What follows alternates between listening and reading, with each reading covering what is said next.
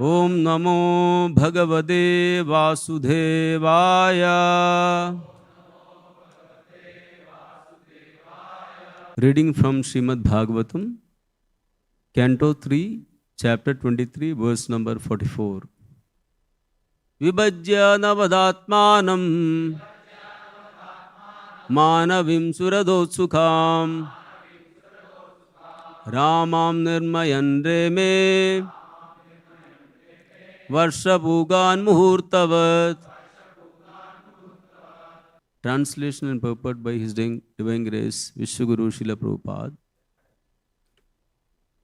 After coming back to his hermitage, he divided himself into 9 personalities just to give pleasure to Devahuti, the daughter of Manu, who was eager for sex life. In that way, he enjoyed with her for many, many years, which passed just like a moment. Purport by Srila Prabhupada. Here, the daughter of Swayambhuva Manu, Devahuti, is described as Suradotsukha.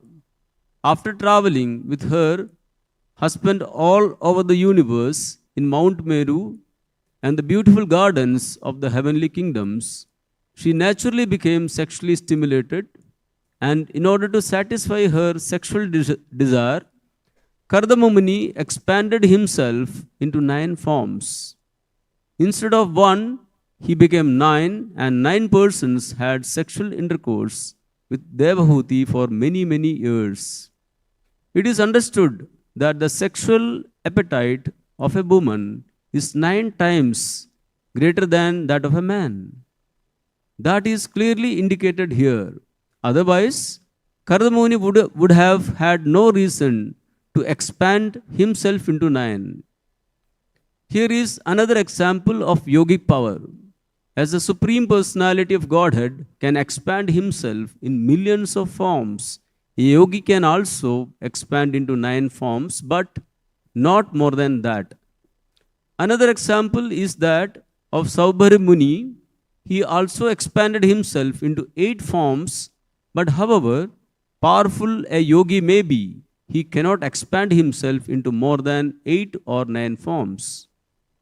The Supreme Personality of Godhead, however, can expand himself into millions of forms, Ananta Rupa, innumerable, countless forms, as stated in the Brahma Samhita.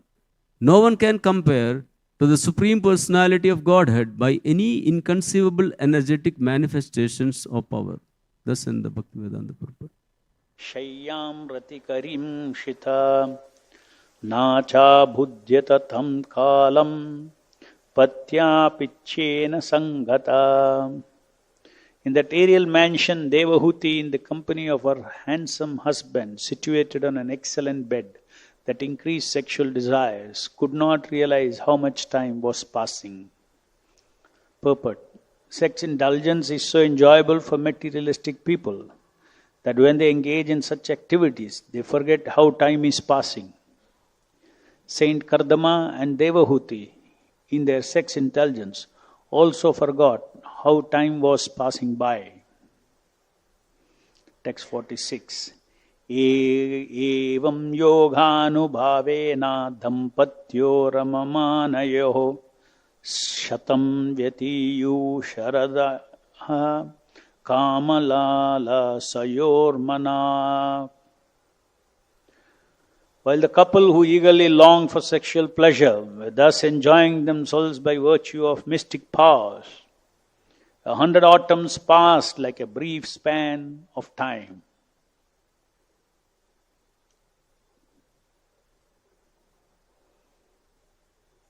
Tasyamadattat retastam bhavayannatmanatmavid nodavidhaya rupam swam sarvasankalpa vidbuhu. The powerful Kardama Muni was a knower of everyone's heart, and he could grant whatever one desired. Knowing the spiritual soul, he regarded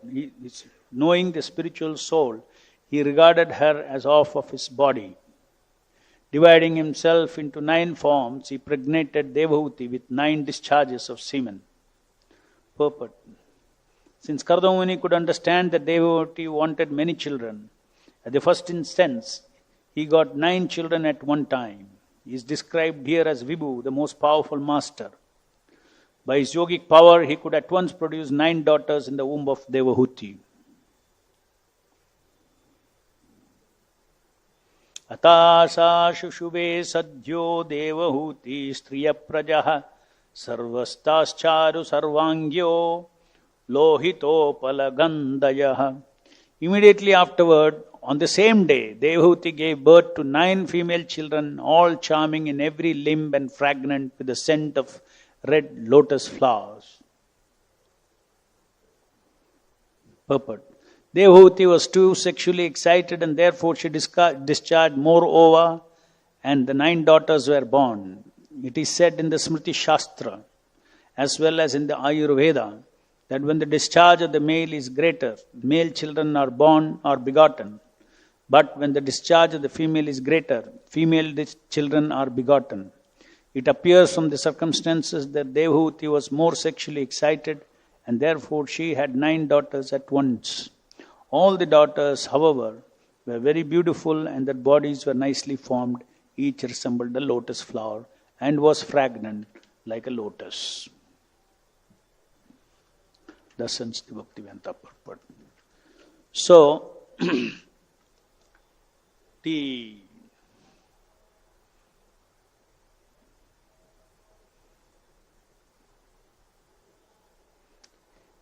enjoyment of Devahuti and Kardama Muni is continuing here. It began with Kardama Muni by his mystic power, creating an aerial mansion which could, on his wish, go anywhere. And also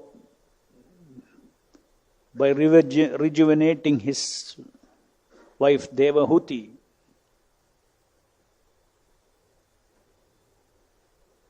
who was at that time very emaciated, was in an emaciated situation, being in the ashram of Kardama Muni, serving him as a Muni. So he rejuvenated her, gave her a beautiful body with 1,000 maids, and in this way they both together started going to various heavenly places where there are beautiful gardens in the heavenly kingdoms, and got sexually stimulated. Especially she got sexually stimulated, Prabhupada says here, and in order to satisfy her sexual desire, Kardama Muni expanded himself into 9 forms. So, Prabhupada explains that this is because Devahuti was so excited sexually that because of all the circumstances through which Kardama Muni set up for her and her long desire for conjugal relationship with Kardama Muni, result of that, the only way Kardama Muni could satisfy her amplified sex desire was by expanding into 9 forms. And Prabhupada explains here a fact that a generalized fact, he says, it is understood that the sexual appetite of a woman is 9 times greater than that of a man. So, how is that? It's a fact. According to the Smriti Shastra, according to scriptures, it doesn't necessarily mean. What actually it means is when there is indulgence, then it is, when there is a complete indulgence between man and woman, the woman's lust is 9 times more than a man's lust. Appetite, Prabhupada says, appetite, sexual appetite is 9 times. And of course, that is the reason why, at the same time, in our Vedic culture, in Indian Vedic culture, women are always protected from situations which sexually excite them. They are protected. Because if they cross the threshold, then it becomes very difficult for a woman's body to tolerate the force of sex. It is very powerful. So this is the reason why it is not triggered. The culture, Vedic culture is such that the desire in the woman, in the society, the situations are, the culture is such that no situation is created except with the husband to trigger this power of enjoyment. But if it is triggered, then it is a fact. So therefore we have to understand, one should not misunderstand this to mean that every woman lusts around 9 times a man. That way, if you see, man is always lusting around. Women are controlled. But if they release their lust, then it is 9 times. And women also know that. That is why they are very careful. They are extremely careful. They cannot, once it is released, then cannot be controlled. So just like Devahuti, she could not control her desire for sexual relationship with Kardama Muni. She could not control. And of course it was meant for that. Kardama Muni, of course, was following the order of the Lord's wish. And it was all process of creation. He is playing a role in the creation of this material world. So therefore, all these things are happening at a very high level at the beginning of creation to bring forth progeny and all. And in the process of how the creation happens, Bhagavatam describes how this material world, the forces are working in this material world. Kardama Muni is a great Muni. In spite of being a great Muni, he was completely indulging in household life. Similarly, Devahuti was a great princess, daughter of Swayambhuva Manu, high parentage. So they were royally enjoying just like any ordinary householder. Not ordinary householder. Ordinary householder cannot enjoy like this. The highest heavenly householder can enjoy in this material world. That way, Devahuti and Kardama Muni were enjoying and created progeny. Now it says 9 daughters were born. I think this is before Kapila is born. 9 daughters are born.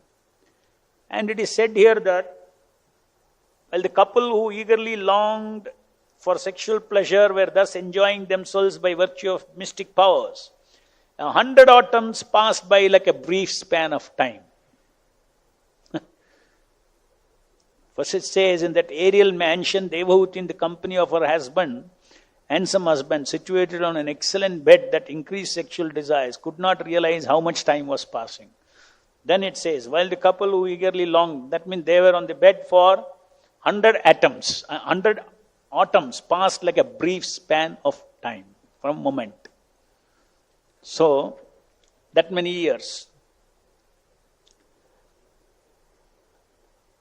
And then everything is mystical here. He impregnated Devavati with 9 discharges of semen. And immediately afterward, the same day, Devavati gave birth to 9 female children, all charming in every limb and fragrant in scent of the lotus flower. So these things are all described.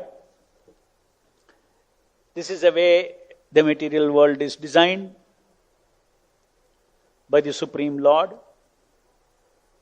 The material body is not an ordinary creation of the Lord. One should understand that. When we say yantra, yantra ruddhani maya.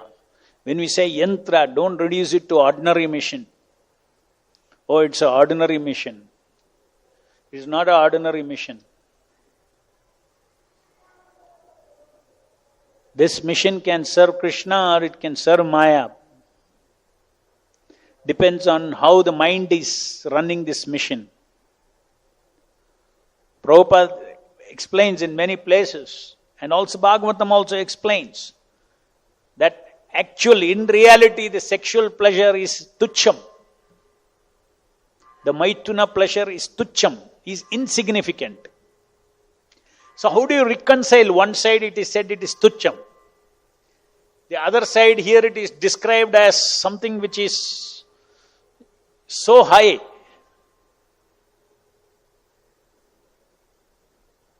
How do you reconcile that? The reality is that it is tucham. But the illusion is that it can be very high. The illusion. An illusion is created by the mind. Around this itching sensation, as Prabhupada says, tucham, he says it's just itching sensation. Why? For whom sex is just an itching sensation? Whose mind is completely put off, whose mind is not indulged in this. When the mind is not indulged in this, then it is tucham. If the mind is indulged in it, finished. It is not tucham. It is an insurmountable maya. Insurmountable power it has got. It is like a deep well. You cannot come out of it if your mind gets involved in it. So controlling sex desire is all connected to controlling the mind. When they say this body is yantra, one should not think that this body, it is the body alone that is being described as yantra. Yantra means this body, mind, system, false ego, intelligence, mind, body, system. This together is called this duplicated robotic being. It is the yantra. So when the mind indulges in it, there is no way. Why? Because when the mind indulges in it, the brain is all equipped to produce the right kind of chemicals to excite one so much that one will not know how years, days, hours pass by like a moment. Like here, Kardama Muni and Devahuti. 100 autumns have passed. That means 100 seasons have passed and they are not feeling the time. That is what happens when these chemicals are active. These are all realities. These are all realities. Realities of this yantra.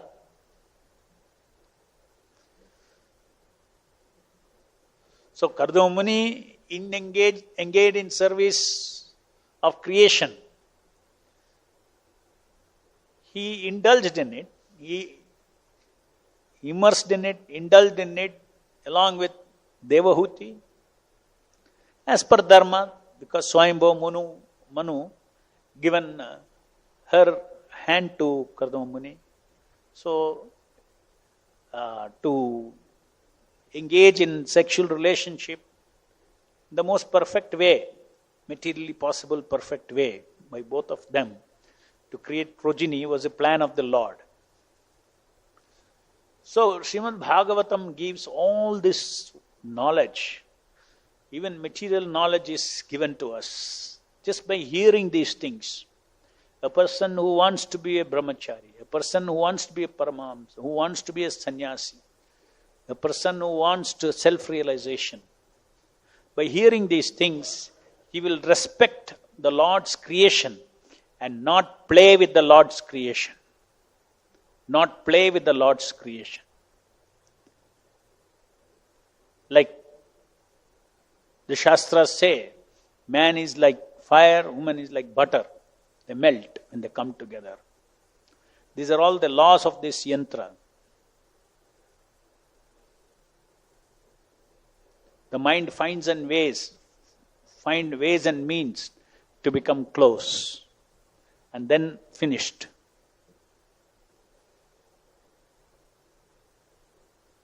So anybody who is interested in self-realization, he does not think that by my jnana, I can keep away from the influence of opposite sex in spite of my intimate association.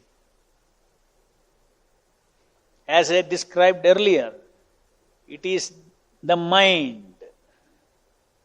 It is the mind of the male and the mind of the female. That is the intensifying factor. It is not the body. Body objectively is only nothing.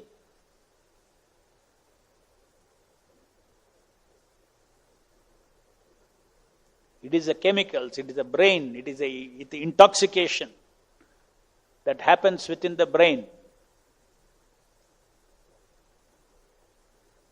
So therefore Prabhupada says, better than taking all the trouble by letting loose the mind is to tolerate the itching sensation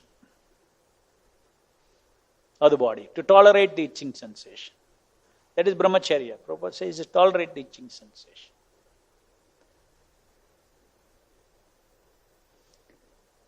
If one cannot tolerate the itching sensation, then he has to pay the price of falling into this ocean of Maya. Of course, Kardama Muni, Devahuti, both of them as per dharma they were indulging. So they could come out of the Maya in the end. They both recognize, for the service of the Lord we did this.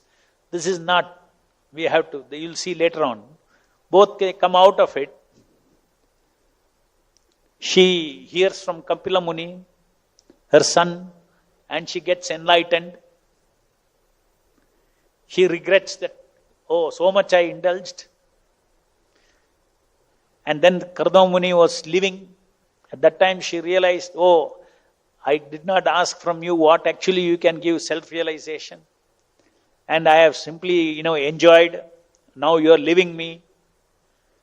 That is when he pacifies her and says, no, I will give you a son who will help you self-realize.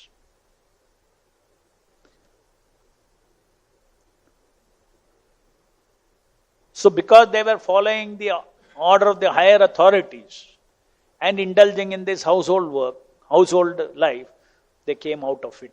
Both of them came out of it. So these are some of the principles that you will see in this Devahuti Kardama Muni Leela. How Devahuti was emaciated, Kardama Muni was a rishi, was completely absorbed in self-realization. Both had to change their mental paradigm. For that, the situation was created like that. Environment was created. Situation was created. So, this is another factor that one has to understand. The mind and situations are big contributors to sexual agitation. So, the mind should never be put in certain situations. Certain situations, when the mind maps certain situations, just like the Shastra says, one should not sit alone with one's own mother or daughter or sister in a lonely place. Situations. And situations create all kind, situations agitate the mind. So situations are amplifiers. So in one sense you can say, the situations are also sense objects. You have to be careful of situations. You should not simply be careful of associating with opposite sex. You should be careful of certain situations and you should avoid certain situations because if I get into that situation, then I am finished. Just like no intelligent man would think that I will walk over a well and not fall into the well. If there is a well, on the ground level there is a well, and he is walking, and he knows there is a well. No, I will walk over it. Anybody who thinks he will walk over it, law of gravity will act and he will be pulled in. In the same way, we should understand that we should not take our body into certain situations in life. When you see a well, you should move out of the well. Not that you think you can go over the well. But in this case example, well is a very clear example. You know that you will fall. Here by hearing these things, one should understand certain situations, being alone or opulent situation or agitating the senses. Just like you say here, so many perfumes and this and that and so many, all described here. So many visual excitement, all the senses are excited. And in such a company, you are in the opposite sex, then it is a well. Already it's a well.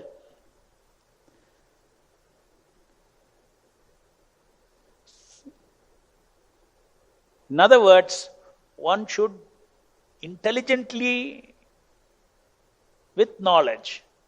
It's not that if you have knowledge, you can face any situation and not be agitated. This is not knowledge. That is trying to play with God's laws.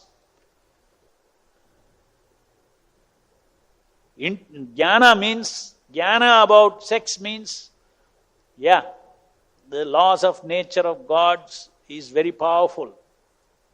Here I walk into this situation, then I will be pulled in. My mind will be pulled in.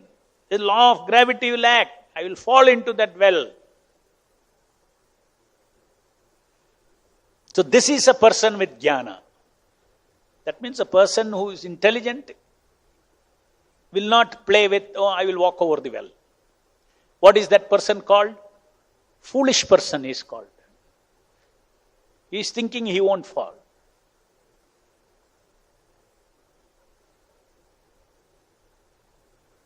So we have to be extremely careful. Of course, one whose mind is completely absorbed in Krishna, a pure devotee of the Lord, the mind doesn't go away. When the mind doesn't go away, then mind doesn't associate, then such a person can never fall down.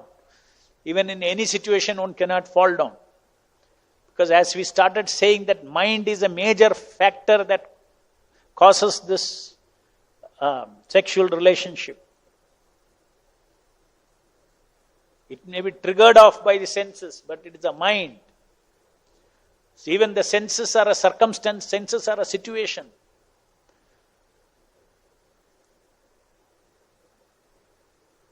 So many practical instructions we can get from this Devahuti and Kardama Muni Lila. For those who want to follow brahmacharya, reality is understood. One does not underestimate the laws of nature, laws of Maya. And one is cautious. Why one is cautious? He respects the laws of nature. Not that he is afraid of laws of nature. A yogi is not, a real bhakti yogi is not afraid of Maya like that. But his potential fear is there, but it's not that he is out of normal fear, he is being away from something. Because something you fear, ultimately it attracts you towards that. You have to be very careful. So, Maya is kept away by the knowledge, by the statement that I should respect Krishna's material laws. I am a devotee of the Lord. I cannot take a poison bottle, drink and say that poison should not affect my body. I don't do that. In the same way, when I don't do that, this also I should not do. I should not allow my mind to associate in that particular manner which agitates. So if a mind is engaged in the service of the Lord, if the mind is engaged in giving pleasure to the Lord, Guru and Krishna, that is the safest way to keep away from Maya. Keep away from Maya.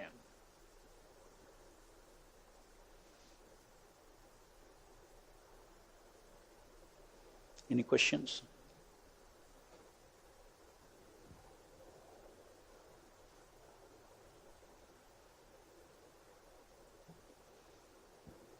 Hare Krishna, bro. Hare Krishna. You have said that our brain is filled with so much of chemicals to be released.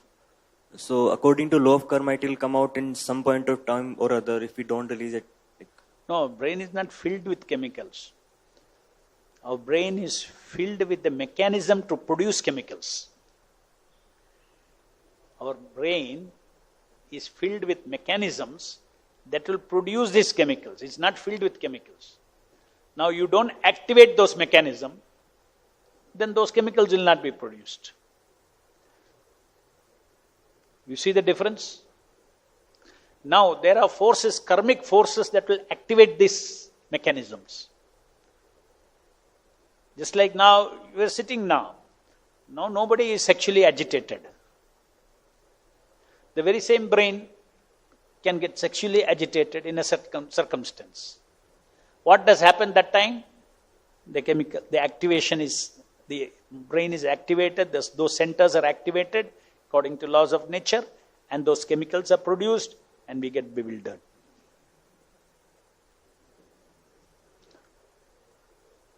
So that is point number one. It is not that, so much 50 ml of chemical is already there, sex chemical, I have to consume 50 ml of sex chemical. It's not like that. In fact, the Shastra says that it is the same energy that is in the blood, that the center that creates sexual chemicals uses the same energy from the blood, which is the energy that is used by another mechanism in the mind which creates spiritual consciousness. In other words, electricity is same. You put a bulb, you get light, you get a fan, you get fan. Isn't it? Connected to fan, you get something else. Or it creates refrigeration, it creates heat, same electricity. In the same way, man, same prana, and then there is this energy in the blood, the creative energy in the blood. That creative energy can take expression in the form of creating progeny, which is the entire thing about sex. Or it can create, for other creative things it can go. And one of the highest creative thing you need is to understand Shastra. So that is the reason why it is said that if some brahmacharya is extremely important to come out of bodily concept. If brahmacharya is not there, then very difficult to come out of the bodily concept. Even Brahman realization is very difficult.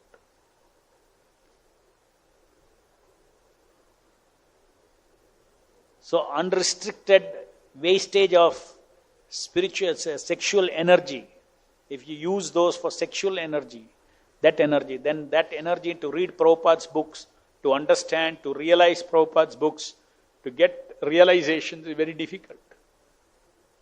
It is highly connected. There is no question of any path, Mayavada path or Vaishnava path, without brahmacharya, carrying on with spiritual realization. Not possible without brahmacharya. And brahmacharya means not that one has overcome sexual attraction. That is a false understanding of brahmacharya. Brahmacharya means you know the laws of nature, and accordingly you do management so that your energy is not, your creative energy is not wasted. It is redirected towards something. You don't go in that direction. That is what. It is the Mayavadis who constantly try, when I can be free from attraction to Maya. Mayavadi's goal is that. Our goal is not at all that. Vaishnava's goal is never that. Vaishnava's goal is how I can be attracted to Krishna. The moment he thinks that how I can be free from Maya's attraction through jnana, this is not our path at all. It's not a Vaishnava path at all. If that path is pushing somebody, then one should understand it is some past Mayavada influence on me. It may past life jnanic influence upon me. Give that up. Only always think that how my goal is how to get attracted to Krishna. Automatically these things will go away.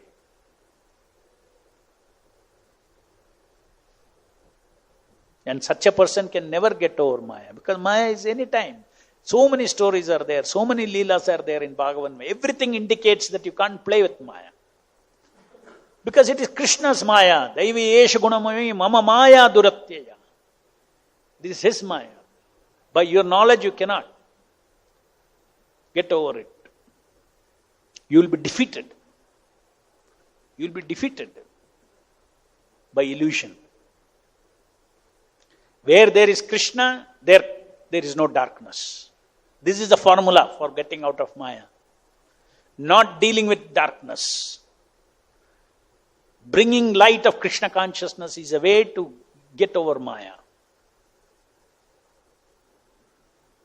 Any other question?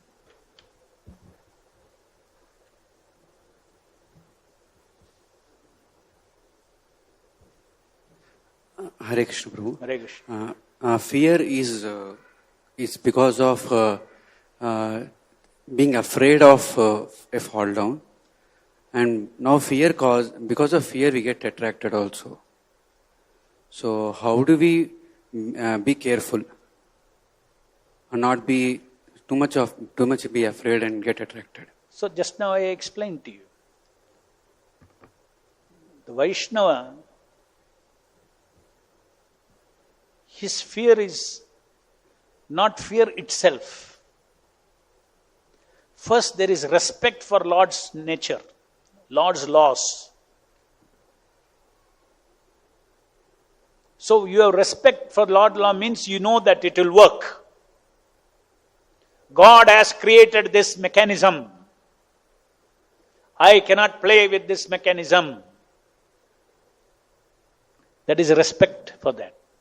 You will stay away from it. So first there is respect. So if I disrespect the Lord's instructions in this matter, then there is something for me to fear. So therefore, you don't fear Maya, you fear disrespecting Lord's instruction in this matter. If you fear the sense object, it is dangerous, because you will contemplate on the sense object.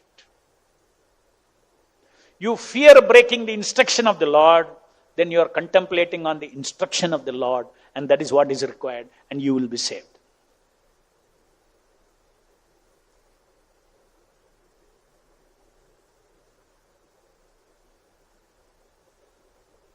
Any other question? Jai Grandharaj Srimad Bhagavatam ki jai.